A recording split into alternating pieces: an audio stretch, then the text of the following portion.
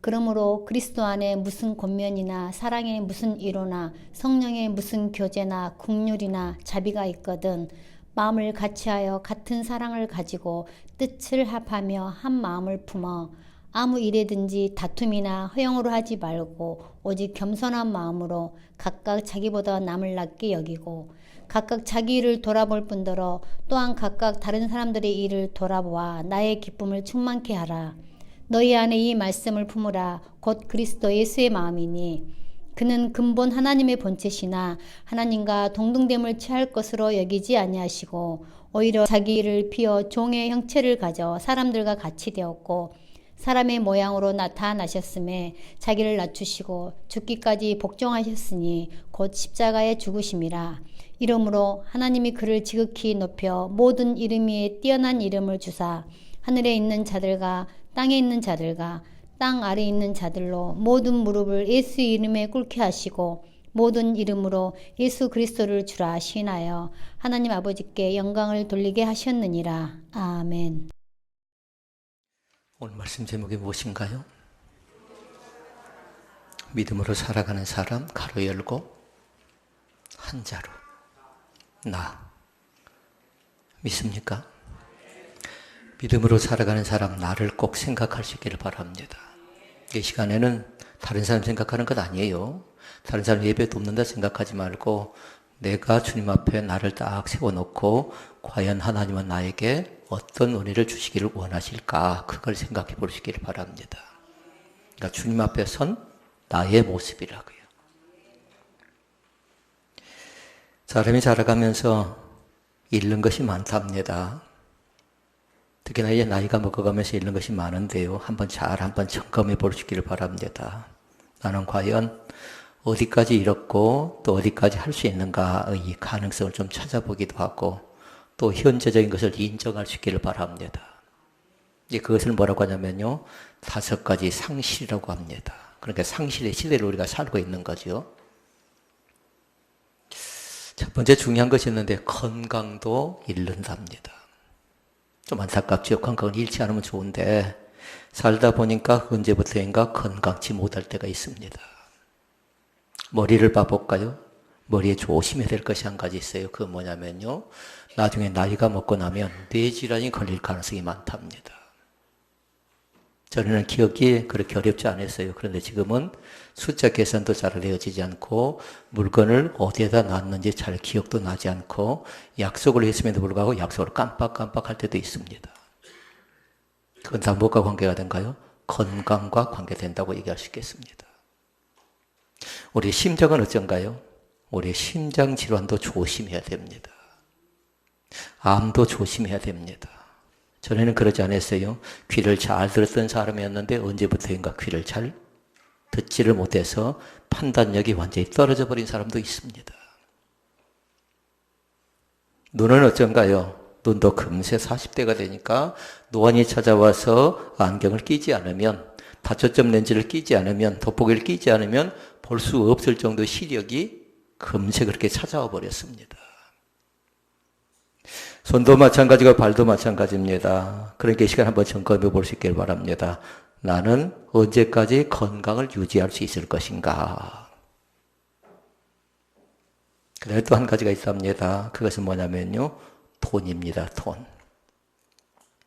돈은 2가지로 점검을 해봐야 돼요. 하나는 뭐냐면 내가 지금 돈을 벌어야 될 때인가, 벌었던 것을 지금 내가 쓰고 살아야 될 때인가. 퇴직 전에는 어떻게 한가요? 퇴직 전에는 돈을 벌어야 될 때입니다. 열심히 땀 흘려서 또 검소하게 또 아껴가면서 근검절약하면서 살아야 될 때라고 얘기할 수 있겠습니다. 그런데 퇴직을 하고 나면 이제 버는 것보다도 벌었던 것을 가지고 이제는 쓰면서 살아가는데 이것이 조화가 지금 잘 되고 있는가, 이것도 한번 점검해 보시라고요. 세 번째가 있어요. 일입니다. 일도 퇴직하고 나서 또 제2의 인생을 사는 사람들 있잖아요. 그런데 일자리를 구하려고 하니까 일자리도 만만치가 않습니다.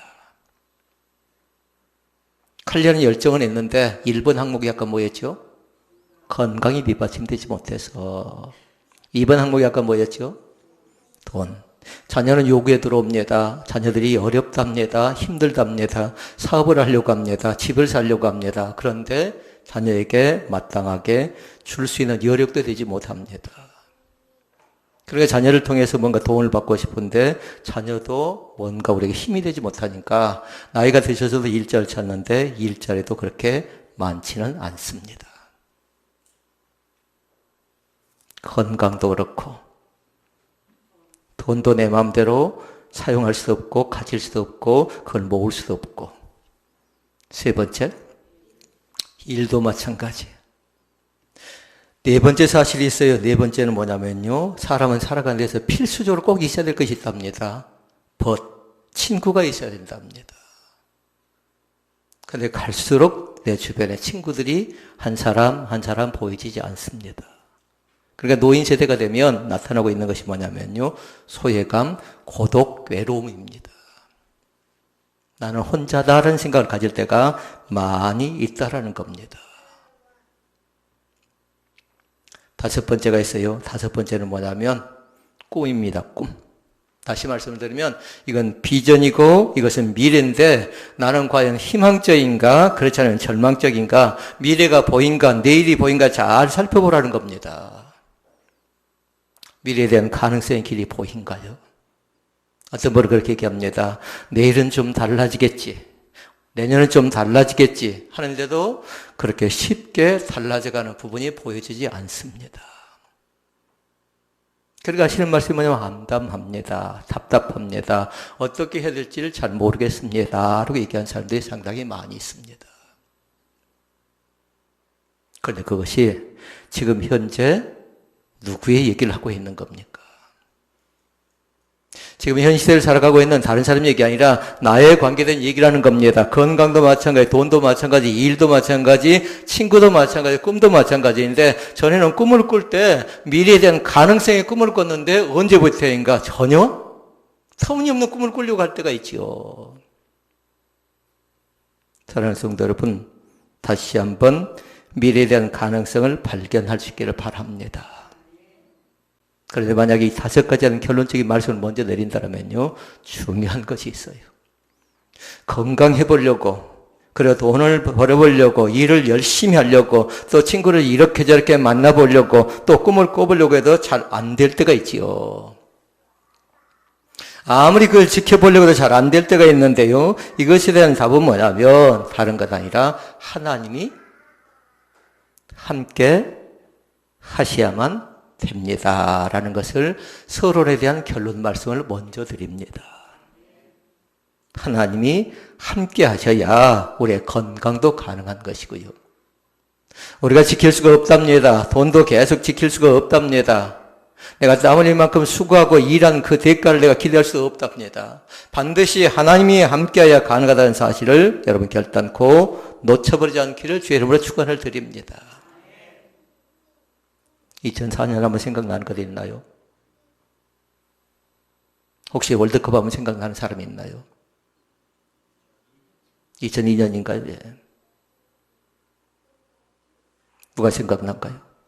힐링크라는 사람이 우리나라에 왔습니다.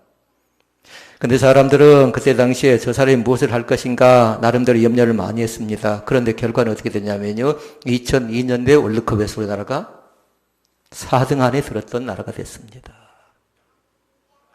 그래서 그때 생겨난 단어가 하나 있었어요. 히딩크 신드롬이라는 단어가 생겨났습니다.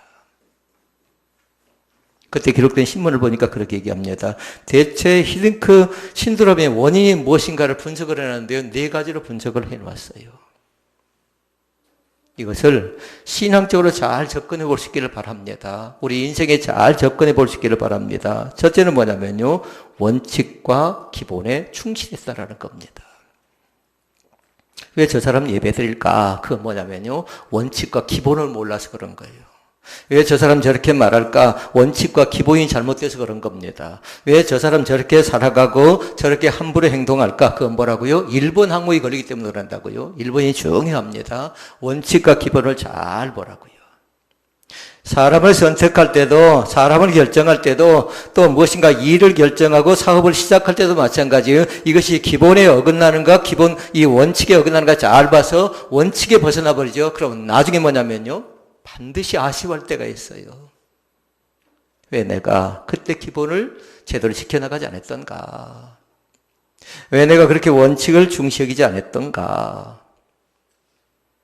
그러니까 기본 원칙에 충실했다라는 것이고요. 두 번째가 있어요. 두 번째는 뭐냐면 파벌주의를 배격합니다. 지연, 학연, 혈연이라는 파벌주의가 있잖아요. 그런데 그걸 철저하게 깨뜨리고 운동선수들이니까 실력 기준으로 선수를 선발했다라는 겁니다. 근데 와서 보니까 이 나라에 보니까 파벌이 많아요. 어떤 학교를 왔는가, 어떤 선생님 밑에서 배웠는가, 그것이 많다 보니까 그 쉽게 깨기 어렵다라는 겁니다. 이게 교회도 똑같습니다. 그 사람이 누구하고 친밀감이 있는가, 어느 쪽 사람인가, 어느 목장 사람인가, 이걸 중시 여긴다라는 겁니다. 그런데 이것은 하나님이 기뻐하지 않습니다. 또 세 번째가 있었습니다. 세 번째 사람들은 뭐냐면 운동이니까 이겨야 되겠잖아요. 그러니까 어떤 기술을 가르칠 것인가 써먹기 위해서 사람들 예를 쓰겠잖아요. 그런데 그 사람은 계속해서 뭐냐면요, 기본적인 체력 훈련만 시켰습니다.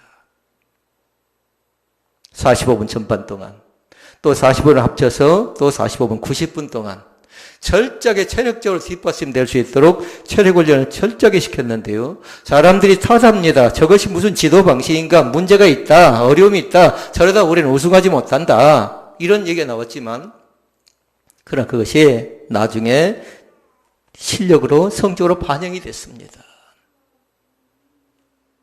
네 번째가 있었습니다. 네 번째가 중요한 것인데요. 개인주의가 아닌 팀워크 중심, 조직을 위한 팀워크를 중시 여겼습니다. 다시 말씀을 드리면 공동체 훈련을 시켰다라는 겁니다. 그러니까 지금 하나님의 몸된 교회도 마찬가지예요. 이 네 번째 항목을 잘 보라고요. 과연 얼마만큼 내가 팀을 위해서, 공동체를 위해서 헌신하고 충성하고 예를 쓰는가. 그러니까 교회는 한 사람이 튀는 곳이 아닙니다. 한 사람이 튀려고 하죠. 한 사람이 뭔가 자기를 알아달라고 하잖아요. 그럼 틀림없이 그 사람은 어디로 가냐면요, 2번 항목이 아까 뭐였죠? 파벌이에요, 파벌. 그러면 줄을 세우는 겁니다. 그걸 특권충이라고 우선시 여기는 겁니다. 그러나 하나님은 그렇지 않습니다. 하나님은 신혼 베델 교회 공동체, 신혼 베델 교회 마르다, 신혼 베델 교회 루디아, 신혼 베델 교회 바나바, 이렇게 이 공동체성을 중시 여기는 겁니다. 누가 잘했는가, 어떤 사람이 잘했는가, 그걸 보기 전에요, 다른 것 아니라 공동체 생활을 어떻게 하고 있는가.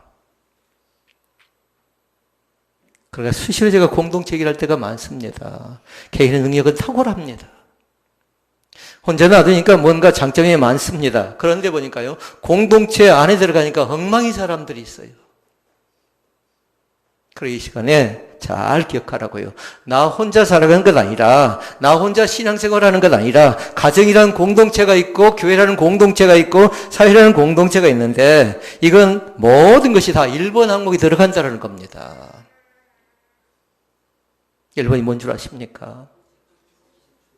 원칙. 그런데 그건 다른 것 아니라 기본에 충실하라는 겁니다. 기초적인 학습 효과가 되어져 있지 않는데 어떻게 성적이 올라갈 수 있겠습니까? 기본이 되어져 있지 않는데, 인격이 되어져 있지 않는데, A가 없는데 어떻게 신앙이 자라날 수가 있겠습니까? 이것이 안 되는 겁니다. 그런 이 시간에 다른 것 아니라 믿음으로 살아가는 사람들, 그리고 가로 열고 나라고 있겠지만, 지금 이 시간은 다른 걸 살펴보는 것 아니라 내가 과연 신앙의 기본과 기준을 지켜나가는 사람인가, 이걸 점검하면서 말씀을 대하실 수 있기를 바랍니다. 질문합니다. 나는 믿음으로 살고 있습니까? 라고 질문해 보고 싶습니다. 지금까지 나는 믿음이 있는 사람들이 믿음이 있는 사람으로 어떻게 살아가고 있는가 잘 한번 점검해 보라는 겁니다. 제가 점검할 수 있는 방법이 있습니다. 여러분과 제가 바로 한 사람 한 사람을 점검할 수 있는 방법은 뭐냐면요, 저 사람이 믿음으로 사는 사람인가, 믿음으로 살지 않는 사람인가는 다른 것을 점검하는 것 아니에요. 사람들이 생각할 때 얼굴이 얼굴로서 증명하고 얼굴로서 나름대로 확인해 보려고 하는데요, 얼굴로 확인하는 것 아닙니다. 그건 뭘까요? 변장, 위장할 가능성이 철저하게 있어요. 그건요. 그러니까 속지 말라고요. 미혹의 영에 현혹당하거나 속지 마시라고요. 참 저 사람 얼굴은 원하니까 저 사람은 참으로 말씀을 잘 받는 그런 사람이니까 괜찮겠다 생각해도요. 거기에 현혹당해서는 안 돼요. 또 하나 현혹당해서는 안 될 것이 있습니다. 행동이나 말을 조심하라고요. 말을 들어보니까 그럴듯해요. 말을 들어보니까 인정할 만합니다. 말을 들어보니까 신앙이 거창해 보입니다. 그리고 행동을 보니까 뭔가 있어 보이는데요. 그러나 문제는 뭐냐면 우리가 꼭 확인할 수 있는 건 다른 것 아니라 그의 삶의 변화가 어떻게 나타나는가 그걸로 증명해 보이는 겁니다. 전에는 저 사람이 저렇게 살지 않았는데 이제 너무나도 많이 바꿔져 있습니다. 저 사람이 전에는 저렇게 예배하지 않았다라는 겁니다. 그런데 예배 가운데 보니까요, 열정을 다해서 하나님 앞에 간절한 마음으로 찬양하고 하나님 앞에 진실된 마음으로 기도하고, 그러니까 뭡니까? 그것이 변화가 나타나기 시작했다라는 겁니다. 우리 가정에 변화가 나타나기 시작했다라는 겁니다. 그러니까 TV에 보니까 뭐라고 했어요? 우리 아이가 달라졌대요. 배빈나 집사님이 달라졌대요. 이현주 집사님이 달라졌대요. 그러니까 그 삶의 변화를 통해서 나타난다랍니다. 아이만 그런 것 아니라 어른도 마찬가지고요. 이 교회가 달라졌다라는 겁니다. 옛날엔 믿음이 좀 부족해 보였어요. 그런데 다른 것 아니라 이 교회가 변화의 역사가 시작됐다라는 겁니다. 그러니까 그 말은 거짓이 될 가능성이 있어요. 그 행동은 예의 바른 것 같아도요. 뒤통수 당할 가능성이 얼마든지 있다라는 겁니다. 사랑하는 성도 여러분, 하나님께서 우리 가운데 말씀합니다. 믿음으로 살아가는 삶을 살아가라고 이 시간에도 말씀합니다. 너는 뭘로 살아간다고요? 믿음으로 살아야 된다. 그리고 가로 열고 나였잖아요. 저를 다 긋고 그 사람은 뭐에 충실한다고요? 기본에 충실한다. 기초에 충실한다. 그리고 만약에 거기다 가로 열고 또 적는다면요. 그 사람은 철저하게 공동체 훈련을 한다라고 배우시면 됩니다. 자, 그러면 네 가지로 말씀을 살펴보고 말씀을 정리하도록 하겠습니다. 첫째 말씀. 믿음으로 살아가는 사람은 이제부터 바꿔져야 됩니다. 뭐가 바꿔지면 좋겠습니까? 말이 바꿔지고 생각이 바뀌어지고 행동이 바꿔졌으면 좋겠습니다. 살아가는 삶의 자세가 바꿔졌으면 좋겠습니다. 그러니까 종류는 두 종류가 있어요. 육적인 사람이 있고 영적인 사람이 있는데요. 육적인 사람은 세상을 따라가는 겁니다. 영적인 사람은 다른 사람이 아니죠. 중심 자체가 하나님을 중심으로 살아가고 하나님을 두렵게 여기고 하나님 앞에서 떨리는 자세로 살아가는 사람이 바로 영적인 사람입니다. 그런데 영적인 사람은 인정할 것이 세 가지가 있어요. 첫째는 무엇을 인정하냐면요. 창조자 하나님을 인정하시라고요. 나를 만드시는 분, 나를 도우시는 분, 나를 살펴주시는 분, 나와 함께 동행하시는 분. 그분이 누구예요? 나의 창조자. 구약의 하나님의 창조자 하나님이라고 하면 신약의 하나님은 뭘까요? 구원자입니다. 구원자. 나의 죄 가운데 찾아오셔서 내가 죄를 자백할 때 마다하지 않고 기쁨으로 우리의 죄를 다 해결해 주신 분이 바로 구원자해 주신 예수 그리스도이심을 믿습니다. 그러니까 바꿔질 때 제일 먼저 창조자를 인정하는 것부터 시작하자고요. 그 다음에 또 한 가지 있습니다. 인간의 생사화복을 주관하는 주권자가 누구일까요? 하나님이십니다. 아무리 더 많이 살아보려고 해도 아무리 더 힘쓰고 애써서 뭔가 해보려고 해도 그것이 마음대로 뜻한 대로 잘 되어지지 않습니다.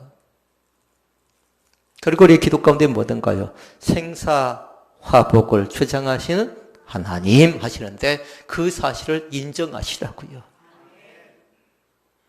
그 다음에 인정해야 될 것이 있습니다. 예수님이 나의 구주가 되심을 인정하실 수 있기를 바랍니다. 그래서 첫 번째는 창조자고 세 번째는 뭐예요? 구원자. 그분이 누구라고요? 나의 삶의 모든 형편과 여건을 하시는 창조자 되신 구원자 되신 예수 그리스도이심을 믿습니다. 그러니까 전에는 그렇게 살지 못했던 사람이 이제 믿음에 있는 사람으로 살아가면서 하나님을 두려워하고 하나님을 내 주인으로 삼고 살아가는 겁니다. 다시 말씀을 드리면 전에는 내가 복음을 쫓았던 사람이에요. 율법을 쫓았던 사람이에요. 그런데 철저하게 주님이 주인 되심을 인정하자고요. 내 삶의 여정 속에요. 때로는 실패도 있습니다. 때로는 아픔도 있습니다. 그러나 그것이 끝은 아닙니다. 그것을 통해서 얼마든지 하나님께서 일한다는 사실을 꼭 믿을 수 있기를 주의 이름으로 축원을 드립니다. 창세기 11장 지나서 12장에 보니까 그렇게 얘기합니다. 하나님께서 아브라함을 불러서 선택합니다. 그리고 창세기 20장에 보니까 그렇게 얘기합니다. 내 독자 이삭을 번제로 드려라 라는 것이었어요. 이건 무서운 것입니다. 독자 이삭을 가장 최고의 것, 가장 귀중한 것을 하나님께서 아브라함에게 요구하셨을 때에 다른 것 아니라 아브라함은 즉각적으로 어떻게 하던가요? 순종합니다. 그런데 우리는 읽기는 쉬웠고 또 그걸 전하기는 수월했는데 그게 쉽냐라는 거예요. 결단코 쉽지 않습니다. 내가 만약에 그 입장이라고 가면, 내가 아브라함이라고 가면, 내가 이삭이라고 가면, 내가 사라라고 가면 내가 과연 그 일 가운데 즉각적인 순종을 할 수 있겠느냐라는 겁니다. 그런데 이미 그때 아브라함은 어떻게 되냐면요. 아브라함에서 아브라함으로 변화의 기적을 체험한 사람이 누구냐면요. 아브라함이었습니다. 그러니까 바뀐 사람이라고요. 그러니까 그래서 수용할 수가 있었던 것입니다. 오늘도 마찬가지 바꿔지면 뭔가 힘들고 어렵고 또 나에게 부담이 될 것 같아도요. 바꿔지고 나면 훨씬 더 편합니다. 여유가 생기거든요. 또 받을 수 있는 마음이 생기거든요. 이 시간 사랑하는 성도 여러분, 온전히 바꿔지는 것이, 바꿔져야 될 것이 무엇인가 한번 잘 생각해 보고요. 우리의 말이 바꿔져야 될 것 같고, 우리의 예의가 바꿔져야 될 것 같고, 아무리 예쁘게 와서 포장하고 잘났다 해도 그 사람 속에 믿음이 없게 되면, 그러니까 믿음의 사람으로 바꿔지지 않으면 믿음이 없는 사람이라고 얘기해도 틀림이 없습니다. 자, 그 다음에 두 번째. 믿음으로 살아가는 사람은 다른 것 아니라 말씀을 생명의 양식으로 삼고 살아가는 사람이래요. 다시 말씀을 드립니다. 하나님의 말씀을 소중히 여길 수 있기를 바랍니다.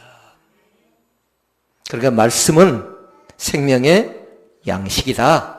이걸 한자로 얘기하면 말씀은 곧 나에게 있어서 밥이다라는 겁니다. 여러분 골고루 섭취할 수 있기를 바랍니다. 영양가 있는 이 밥 자체를요 귀하게 여길 수 있기를 바랍니다. 그러니까 그 전에 배고플 때는 어떻게 했습니까? 밥 먹었습니까? 진지 잡수였습니까? 이렇게 인사했던 거죠.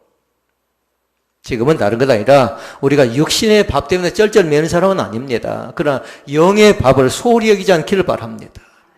하늘의 밥을 생명처럼 여길 수 있기를 바랍니다. 성경 말씀 자체를 하나님의 말씀이라고 하지요. 그런데 그 말씀 뭐냐면 하나님이 지금 이 시간 나에게 주시는 말씀으로 받기를 바랍니다. 흔히 생각할 때 사람들이 그런 사람들이 있어요. 이거 지금 남편 들어야 되는데, 이거 아내 들어야 되는데, 이거 자녀 들어야 되는데 그러지 마시고, 그래서 말씀 제목 앞에 말씀에서 뭐라고 해서 가로 열고 나를 기록해 놓은 거예요. 이 생명의 말씀을 지금 내가 듣지 않으면 안 된다는 사실을 생각하고 그 말씀을 그대로 받아들인 귀한 축복이 우리 가운데 있기를 원합니다. 다시 되풀이됩니다. 말씀은 생명의 양식 그리고 밥입니다. 우리가 그것이 영양분이 된다는 겁니다. 그래서 그 말씀을 듣고 따라가는 것이고 말씀을 따라서 우리가 생각하고 생활하는 거죠. 그래서 시편 1편 말씀은 굉장히 중요한 말씀이에요. 복 있는 사람은 악인의 꾀를 쫓지 아니하고 죄인의 길에 서지 아니하고 오만한 자의 자리에 앉지 아니하고 오직 여호와의 율법을 즐거워하여 그 율법을 주야로 묵상하는 자로다. 이렇게 말씀합니다. 말씀은 곧 뭐라고요? 생명의 양식 곧 밥입니다. 꼭 그 하늘의 밥을 잘 섭취해서요, 우리의 믿음이 견고하게 세워져 가는 귀한 축복이 나타날 수 있기를 바랍니다. 그래, 이렇게 흔들리고 저렇게 흔들리고 이렇게 넘어지고 저렇게 넘어지지 않고요. 태산 같은 어려움이 찾아온다 할지라도 우리 넉넉히 이겨낼 수가 있는 겁니다. 무엇으로요? 말씀으로요. 마태복음 4장에 보니까 주님께 시험을 받습니다. 사람이 떡으로만 사는 것이 아니라 하나님의 입으로 나오는 말씀으로 사는 것이라고 단호하게 말씀하지요. 너는 나를 유혹하고 너는 나를 미혹하고 너는 나를 힘들게 하지만 너는 나의 주인이 될 수 없어 하고 강력하게 배제시키라는 겁니다. 말씀의 주권을 꼭 인정하는 귀한 축복이 우리 가운데 있기를 원합니다. 셋째 말씀, 믿음으로 사는 사람. 읽어볼까요? 하나님의 권위에 순종하며 삽니다. 세 가지 권위가 있답니다. 말씀의 권위, 이건 곧 말씀 자체는 하나님이라고 했으니까 하나님에 대한 권위에 뭐 하시라고요? 순종하시라고요. 기록하면서 입은 아멘 하셔야 되지 않겠나요? 첫 번째 권위는 말씀의 권위예요. 하나님께 대한 권위예요. 두 번째 권위가 있어요. 교회의 권위에 순복하실 수 있기를 바랍니다. 이 교회 주인 대신 하나님 앞에서 순종하는 것인데요. 교회의 권위에 순복하시고요. 세 번째 권위가 있답니다. 세우신 주의 종, 교역자들의 권위에 순종하시라고요.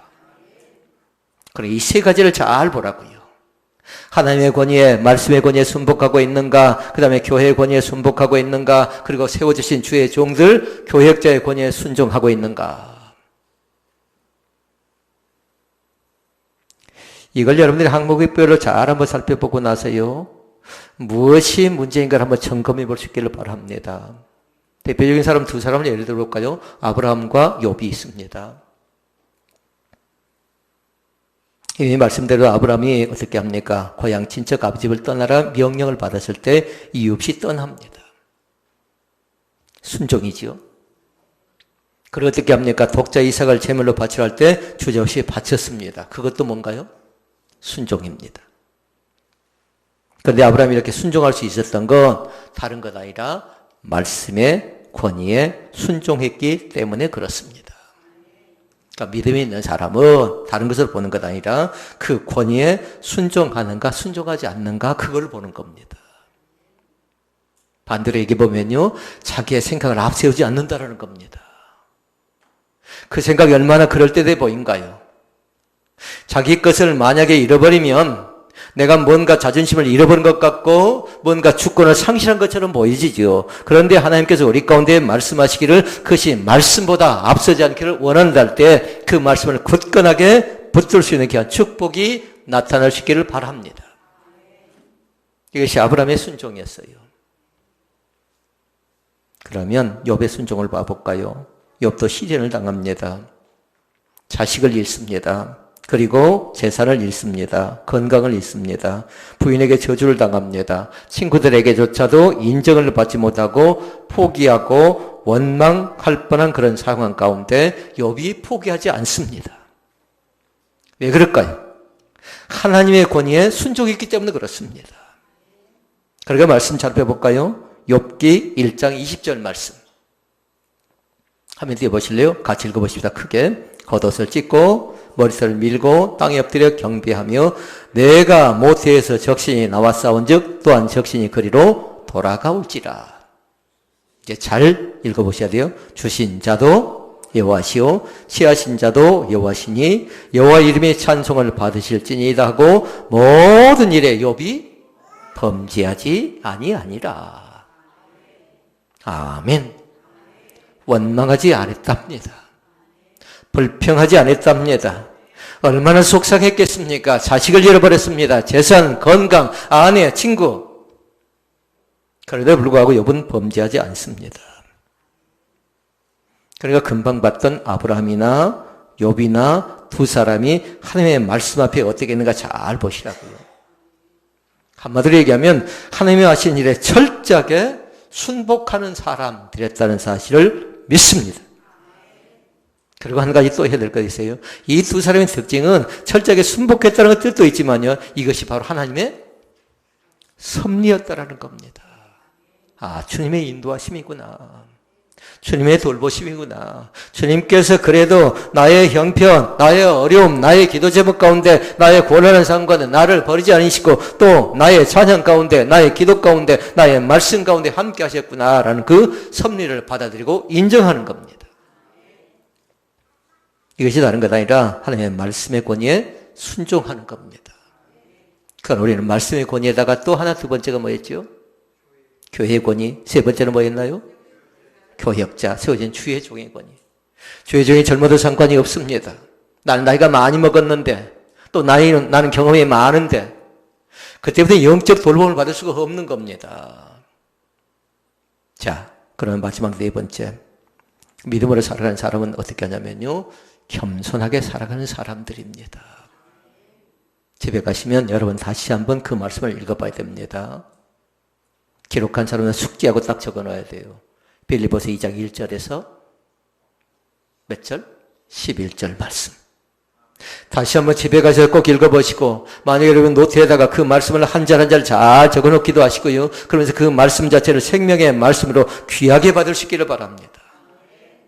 그 말씀 속에 보니까 예수의 마음이 나와요. 예수의 마음이. 무슨 마음인가? 겸손한 마음입니다. 2장 5절 말씀에 보니까 그렇게 얘기합니다. 너희 안에 이 마음을 품으라. 곧 그리스도 예수의 마음이니. 아멘. 그러면 또 나옵니다. 자기를 비우고 종의 형체를 갖추고 사람들과 같이 되었다라고 얘기합니다. 그리고 중요한 것이 있어요. 자기를 낮췄다. 그리고 하나님을 높였다. 종이 되어 죽기까지 복종했다라는 겁니다. 누가 그랬다고요?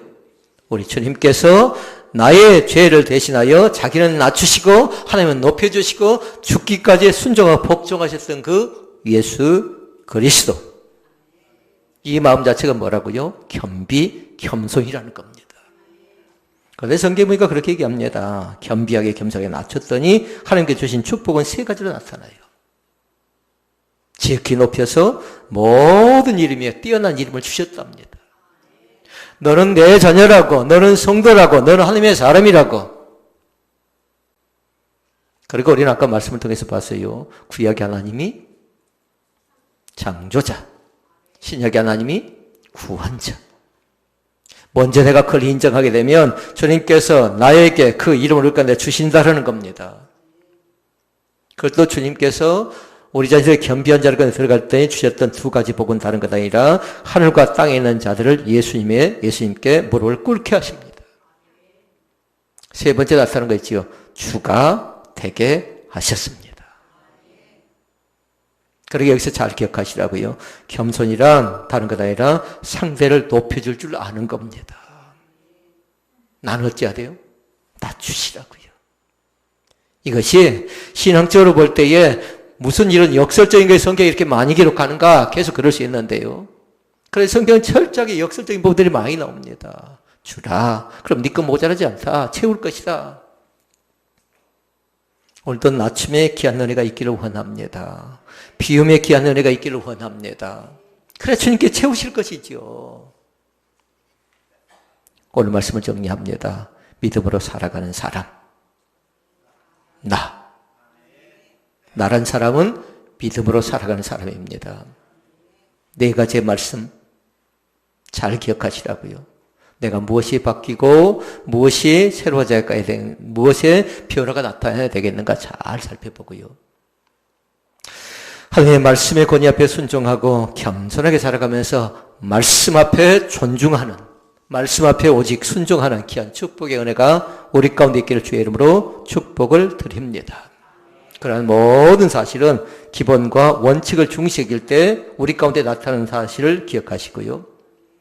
오늘 또 믿음으로 승리하는 축복이 우리 가운데 있기를 원합니다. 기도하시겠습니다. 우리 아버지 하나님.